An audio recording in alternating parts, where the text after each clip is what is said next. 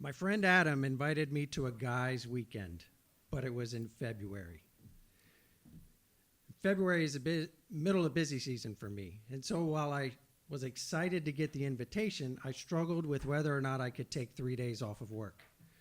Because busy season for me means working 7 days a week, no time off. It was the first time in a while that I'd been invited to something that wasn't church or work related. And so I wanted to be a part of this group, so I agreed to go, but I really struggled with whether or not I could take the time off.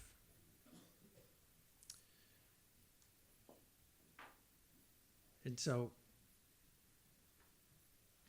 Thursday before the big weekend is here. If I head out now to Uvalde, I'll get there before dark.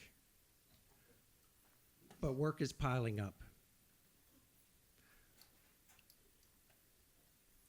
All I can see is missed deadlines. And for what? Spending a weekend with a bunch of guys doing nothing for 3 days. I go to my wife's office and I tell her how overwhelming my workload is. And I'm not going to go on this trip. So I start to rationalize. I would just be busy checking my phone anyway. If the goal of this trip is to relax and connect with others, that's not going to happen. My wife looks at me and she says, "You can leave your phone here with me."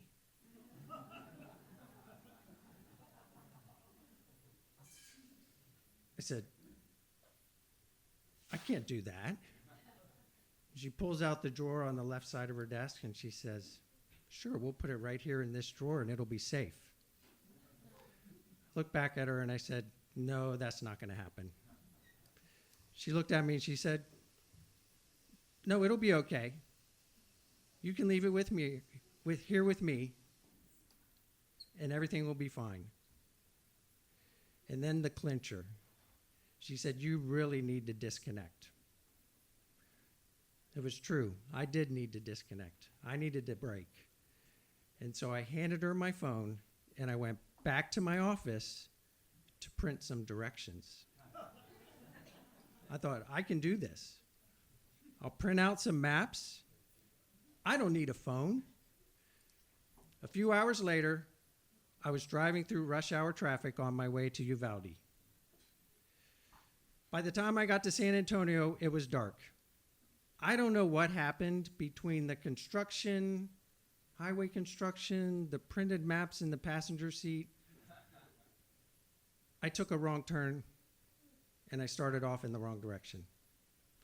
I thought I was going in the correct direction, but I went about an hour out of the way before I realized I was no longer following my map. Now I've got a problem. I'm lost without a phone. Have you ever heard those stories about stubborn men who won't ask for directions? I'm that man. I refuse to ask for directions. I have a few memories of my parents asking for directions, and they are not fond memories. When I was a kid, we would take road trips as a family where my mom was the navigator. Every once in a while, we would get lost. My mom would say, "I don't know where we are. Stop at a gas station and ask for directions." To which my dad would reply, "You're the one who got us lost. You stop and ask for directions." I learned through that process that the most emasculating place to ask for directions must be a gas station. And so instead of pulling into a gas station, I pulled into a gas station liquor store strip mall. And I went into the liquor store. Took my map up to the cashier. And I said, "Can you tell me where I am on this map?" She gave me a blank stare and said, "There's a gas station next door." I felt as if I had taken my man card out of my wallet, placed it on the counter, and walked over to the gas station to ask for directions. The guy at the gas station says, go back to San Antonio and take 90 over to Uvalde. I said, I just came from San Antonio. Isn't there a shortcut? He said, that is the shortcut. So after a few more missed turns and a few more stops to ask for directions, it became comical for me to go in and ask people to show me where I was on this map that I had printed out. Finally, I found the country road that I needed to be on that had the ranch that I was supposed to be at. But there was a problem. I pulled up to this ranch entrance. I'm on the correct road. The address is correct, but there's a gate with a keypad. I look at my printed directions. I look at the keypad. I don't have a gate code. And I don't have a phone. And so I'm tired and frustrated, and I thought, I could just go home, tell Dory I tried, I made an effort, but I don't want to spend another 3 hours in the car. I get out of the car, I walk up to the gate, I look to see, is there a house on the other side of this gate? No, I can't see anything. I go back to my car, it's after midnight. I sit there for a little while trying to think, what could I possibly do? And then this thought comes to me. I bet these guys are still awake. I mean, it's a guy's weekend after all. Doesn't that mean staying up really late? So, I get out of my car and I climb over the gate to go down this road to find the ranch house that my friends are at. And so I'm relaxed. I'm just walking down this road to this ranch, enjoying the evening, admiring the stars, which are pretty easy to see when you're out in the middle of nowhere. And so I walk about a mile, and I see this house in front of me.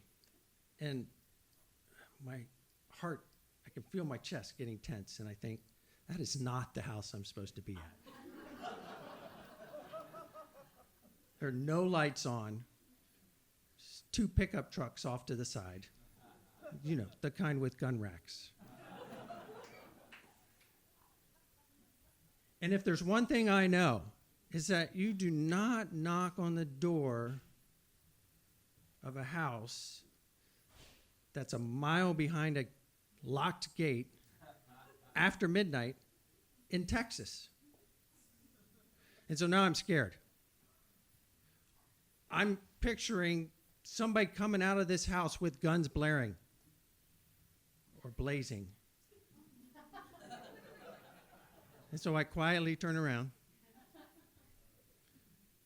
and I head back to the gate where my car is. And so I started to whistle. I don't know why. I think maybe at first it was because I thought it would scare away whatever I heard in the tall grass. But after a while, I started to relax and kind of had a sense of peace as I just came to terms with my circumstances. I decided, okay, I'll go to Uvalde and I'll stay at the Holiday Inn that I had passed multiple times.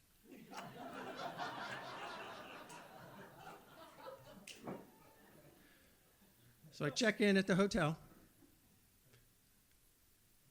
But before I go upstairs in my room to go to sleep, I go to the lobby computer. And I send an email to my wife. I can't find the ranch. I don't know what to do now. I can't call or email Adam because I don't have his information.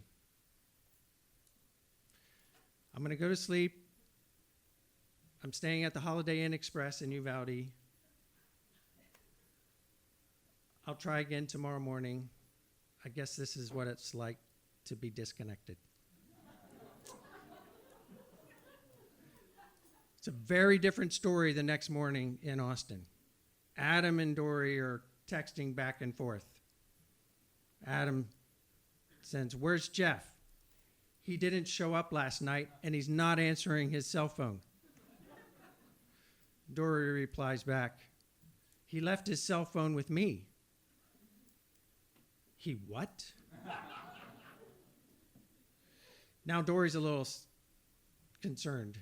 So she heads into the office, and she's wondering, what do you do? How do you find somebody that doesn't have a cell phone? Should she file a missing persons report? I woke up the next morning to what sounded like a fire alarm in my room. It was actually the phone ringing on the nightstand. You've heard one of those lately? It was Dory. She was calling to find out if I was okay.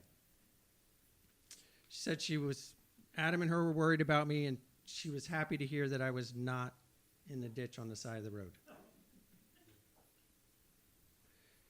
She gave me the gate code that Adam texted after I left. And also the directions to go right when you see the ranch manager's house and go through a second gate to get to the ranch house. I told her some more stories of my adventures the night before, and I promised to go back to the ranch after I stopped for breakfast.